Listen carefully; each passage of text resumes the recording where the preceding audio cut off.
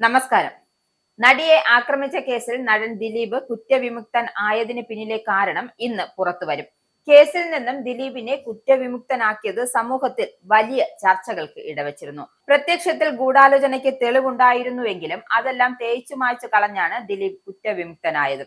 ഇന്ന് കേസിൽ കോടതി കുറ്റക്കാരനെന്ന് കണ്ടെത്തിയ 6 പ്രതികളെ കാത്തിരിക്കുന്ന ശിക്ഷ എന്താണെന്നറിയാം.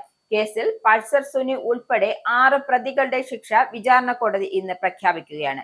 കേസിൽ 1-ാം പ്രതി പൾസർ സുനി ഉൾപ്പെടെ 6 പ്രതികൾക്കും ജീവപര്യന്തം ശിക്ഷ നൽകണമെന്നാണ് പ്രോസിക്യൂഷൻ വാദിക്കും.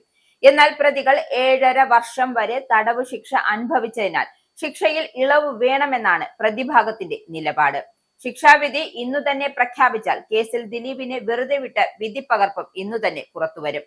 നടിയെ ആക്രമിച്ച കേസിലെ ഗൂഢാലോചനയിൽ ദിലീപിന് പങ്കില്ലെന്നാണ് വിചാരണ കോടതി ഉത്തരവിട്ടതിന് പിന്നാലെയാണ് അന്വേഷണ സംഘത്തിനെതിരെ പുതിയ പോർമുഖം തുറന്നിരിക്കുകയാണ് ദിലീപിനെതിരെ പ്രോസിക്യൂഷൻ ഹാജരാക്കിയ നേരിട്ടുള്ള തെളിവുകളും സാഹചര്യ തെളിവുകളും എന്തുകൊണ്ട് കോടതി തള്ളി എന്ന ചർച്ചകൾ സജീവമാകുന്നതിനിടെയാണ് കുറ്റക്കാരൻ തെളിഞ്ഞ 6 പ്രതികളുടെയും ശിക്ഷ ഇന്ന് കോടതി പറയുന്നത്. ദിലീപ് ഉൾപ്പെടെ 4 പ്രതികളെ കോടതി വെറുതെ വിട്ടു എങ്കിലും കൃത്യത്തിൽ നേരിട്ട് പങ്കെടുത്ത 6 പേർക്കെതിരെയുള്ള കുറ്റം തെളിഞ്ഞു. അതിനാൽ ഈ പ്രതികൾക്ക് പരമാവധി ശിക്ഷ ലഭിക്കാനുള്ള ശക്തമായ നിലപാട് പ്രോസിക്യൂഷൻ കോടതിയെ അറിയിക്കും.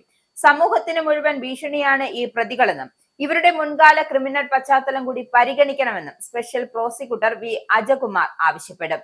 ബലാത്സംഗം, തട്ടിക്കൊണ്ടുപോകൽ അടക്കം ഗുരുതര കുറ്റകൃത്യങ്ങളാണ് തെളിഞ്ഞിരിക്കുന്നത്. അതുകൊണ്ട് തന്നെ ജീവപര്യന്തം ശിക്ഷ വിധിക്കണമെന്നാണ് ആവശ്യവും. എന്നാൽ ശിക്ഷയിൽ പരമാവധി ഇളവ് നൽകണമെന്ന് ആവശ്യപ്പെടാനാണ് പ്രതിഭാഗത്തിന്റെ നീക്കവും. 1-ാം പ്രതി പൾസർ സുനി 7.5 വർഷവും 2-ാം പ്രതി മാർട്ടിൻ അടക്കമുള്ളവർ 6.5 വർഷവും റിമാൻഡ് കാലാവധി തടവിൽ കഴിഞ്ഞു. അത് കണക്കാക്കി ശിക്ഷയ്ക്ക് ഇളവ് നൽകണമെന്നാണ് ആവശ്യം. ലൈംഗിക കുറ്റകൃത്യത്തിന് കൊട്ടേഷൻ നൽകിയത് രാജ്യത്ത് ആദ്യമായി രജിസ്റ്റർ ചെയ്ത കേസ് കൂടിയാണ് ഇത്. 2017 ഫെബ്രുവരി 17 രാത്രിയിലായിരുന്നു സംഭവം നടന്നത്. നടിക്ക് നേരെ ഗുണ്ട ആക്രമണം എന്നായിരുന്നു ആദ്യം പുറത്തു വന്ന വിവരം. ഇതിന് പിന്നാലെയാണ് സമാനതകളില്ലാത്ത ക്രൂരത ലോകം അറിയുന്നത്. തൃശൂരിൽ നിന്നും കൊച്ചിയിലേക്കുള്ള യാത്രാ മധ്യയായിരുന്നു നടിക്ക് നേരെയുള്ള ക്രൂരത. അങ്കമാലി അത്താണിക്ക് സമീപം നടി സഞ്ചരിച്ച വാഹനം തടഞ്ഞു നിർത്തി പ്രതികൾ തട്ടിക്കൊണ്ടുപോവുകയായിരുന്നു. 2 മണിക്കൂറോളം വാഹനത്തിൽ വെച്ച് അതിക്രൂരമായി പീഡനം. ഇതിനുശേഷം നടിയെ നടൻ ലാലിന്റെ വീട്ടിനു മുന്നിൽ ഉപേക്ഷിച്ച് പ്രതികൾ കടന്നു കളയുകയായിരുന്നു. നടൻ ലാൽ വിളിച്ചറിയിച്ചതിനെ തുടർന്ന് പോലീസ് സ്ഥലത്തെത്തി. ഈ സമയം പി ടി തോമസ് MLA-യും സംഭവം അറിഞ്ഞെത്തി. തുടർന്ന് നടിയുടെ മൊഴി എടുത്ത ശേഷം കേസ് രജിസ്റ്റർ ചെയ്യുകയായിരുന്നു. പ്രതികൾ സഞ്ചരിച്ച വാഹനം പോലീസ് പിന്നീട് ഉപേക്ഷിച്ച നിലയിൽ കണ്ടെത്തി. തുടർന്നുള്ള അന്വേഷണത്തിലാണ് കൊട്ടേഷൻ സംഘത്തിലേക്ക് അന്വേഷണം എത്തിയത്.